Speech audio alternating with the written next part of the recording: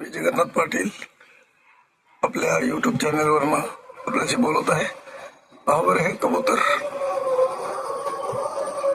दाणे टिपत आहे आणि ही दोन कबुतरे पाण्याच्या शोधात इकडे अंगणात आलेली आहेत.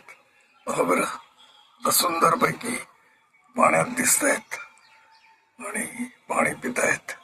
पहा, तिसरंही आलं. हे अंघोळ करतंय बघा.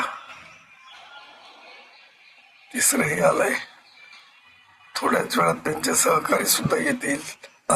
आलेच. पहा बरे, सुंदर दृश्य आहे, सुंदर दृश्य आहे. आपण पाहतोय पाणी म्हणजे जीवन. माणसाला जसं हवं तसं पक्ष्यांना हवं, प्राण्यांना हवं. अशा या प्राण्यांचं आपण संवर्धन केलं पाहिजे, संरक्षण केलं पाहिजे. त्यांना पाण्याची सोय केली पाहिजे. उन्हाळ्यामध्ये आपल्या अंगणात एक भांड्यावर पाणी तरी ठेवूया आणि अशा पक्ष्यांना आपण जगवूया.